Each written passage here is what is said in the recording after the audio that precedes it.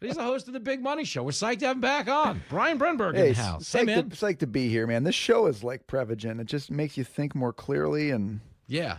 Of like where did Jimmy buy this pink denim jacket from and why? I'm not saying on a tire, but I'm just saying generally. You've been in my presence for 3 minutes now, and you didn't bring up the jacket. I've actually never seen that. That is interesting. Is it Inside Out? No, it's just the vibe. So anyway, if you're watching on Fox Nation, I'm wearing a pink denim jacket with a blue denim collar. It's not bad, okay? I'm not telling you it's good. I'm telling you it's not bad.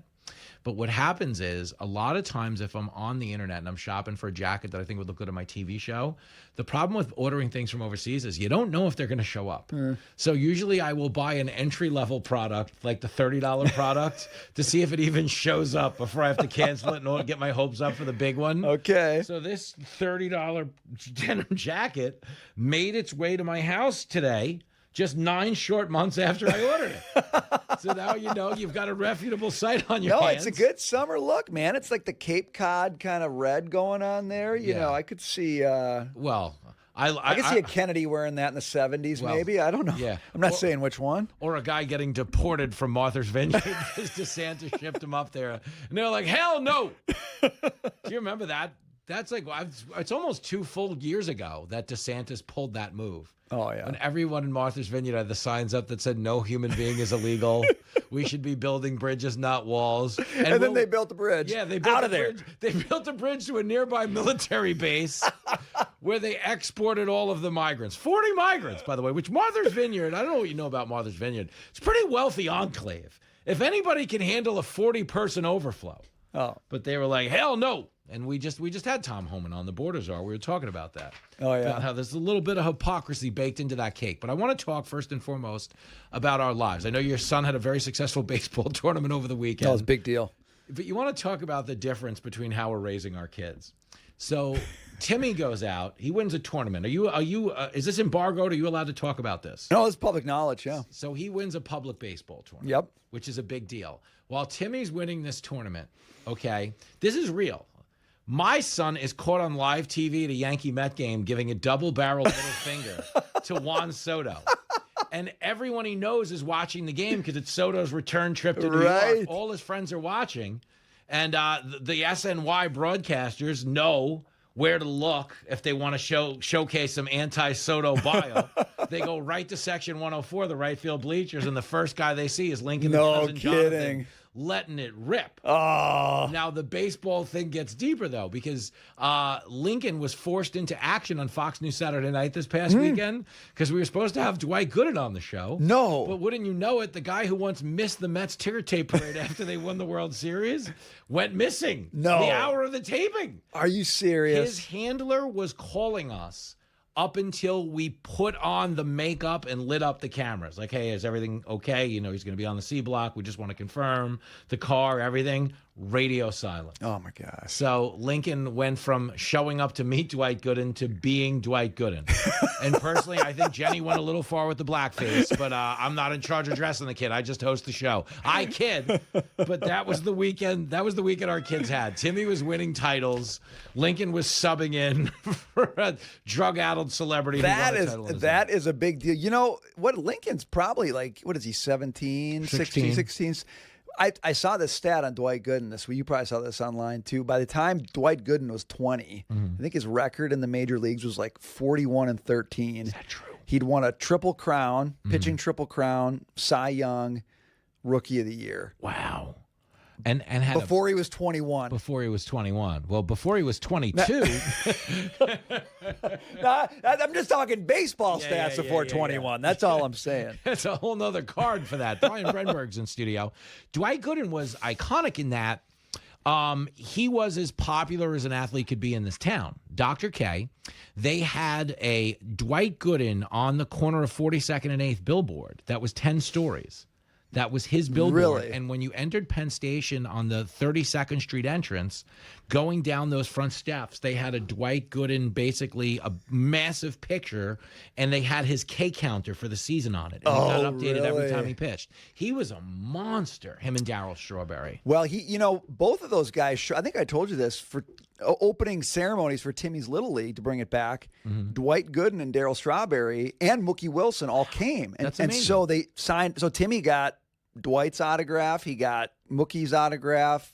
Got to meet Darryl Stroud. I mean, it was like, so, I mean. That's a big deal. I mean, you know, he's like, oh, pro baseball players, it was cool. But for guys our age. Yeah. Like, you know, these guys are on the Mount Rushmore of the great players in the 80s. Yeah, they really mattered. And the fact that they showed up to a Little League, I mean, because you don't expect those things to have an open bar. But they are. There they are. And they took the handcuffs off for the signing, you know. Stop it. Pretty good. Let's segue to Harvard's baseball team for a minute. All right. Because I think they're going to lose their financial wherewithal in free agency. If Trump has its way, Harvard is not going to be signing Juan Soto. Dare I say a player named Juan Sotowitz, who they probably wouldn't want. But when he says he wants to cut all the ties with Harvard, I understand this is this ongoing thing. But what I've seen so far is some judge is going to dive in the way of this anyway. So it's never as cut and dried as the president has the unilateral authority to do whatever he wants, right? Yeah. Yes, for sure. I mean, we live in a world where everything the executive branch does, this executive branch does, gets a judge jumping in and saying, I'm the executive branch, and I say no.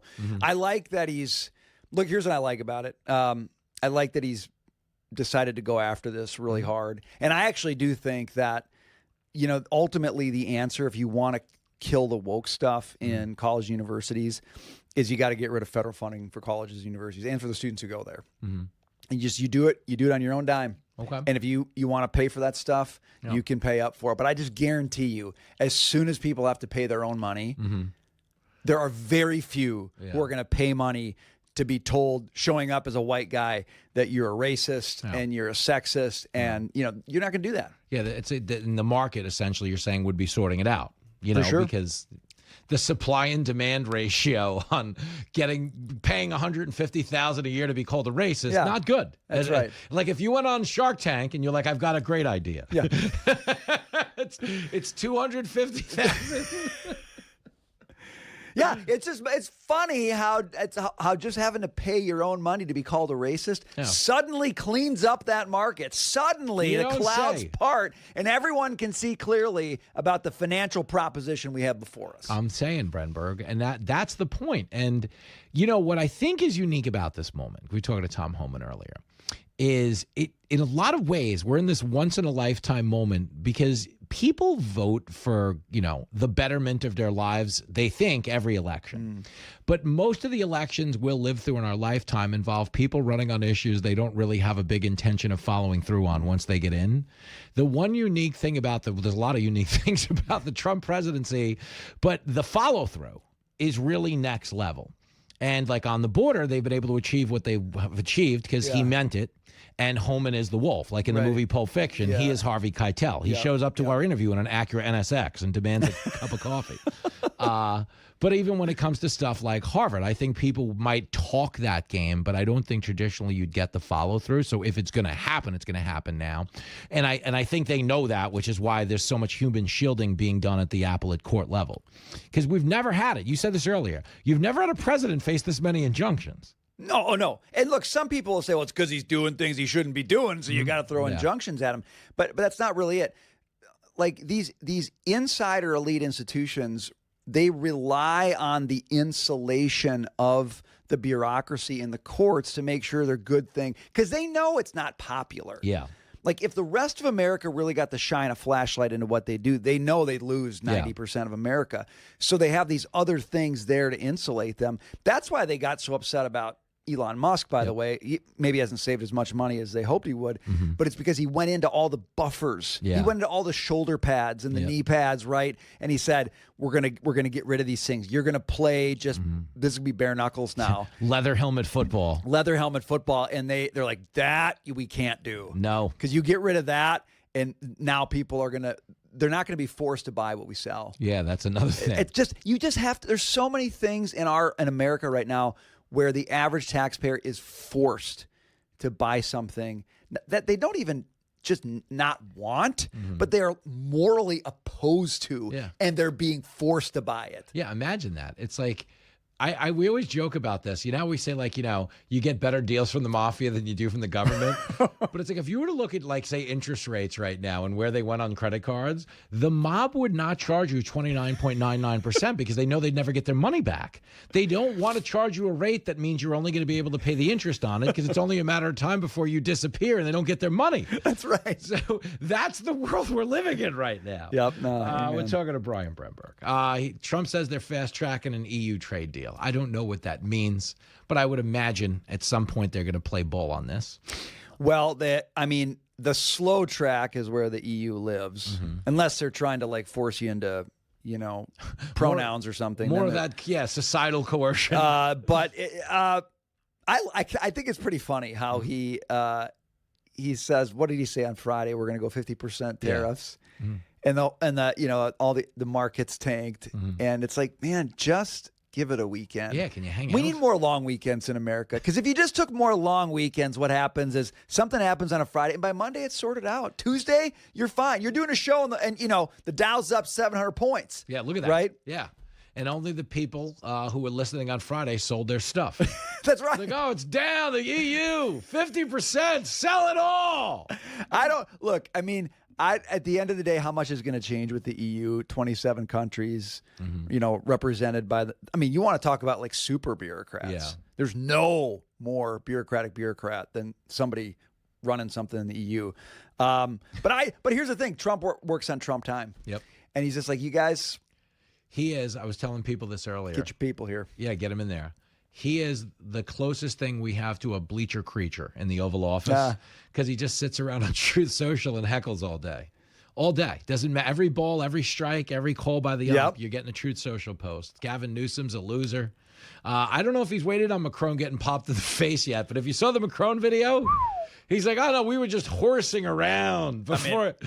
Because I know when me and Jenny are yucking it up, I like to get clotheslined right before we walk off the Delta flight. Oh, we're in Cleveland? All right, Jenny, do your thing. The video is bad, but trying to say that you're just goofing around, like she must have like some major motor skill problems if they're goofing around and you're coming around like this. Yeah, she's just adjusting his tie. And, next thing you know, he gets shoved in the face. That's crazy. That guy is running one of the major civilized countries in the world. Yeah. And he's getting pummeled as the door opens to a waiting audience by his wife. And you know how much he has set back stereotypes about the French military and how they're always losing and surrendering. And the guy gets beat up by his wife on their Air Force One. And it's all over TV. And he's like, no, we're just, we're horsing around. He didn't mean it. I'm not hurt. No problem. No, it's just a flesh wound. Oh, man. See, and this is who Trump's negotiating with. So I think that's why he maybe feels like he can press his advantage. He's going to be okay. He's like, hey, don't make me get your wife in here. He's like, all right, we got a tariff deal. It would be an unfortunate thing if your wife had to come into this negotiation right now. I love it.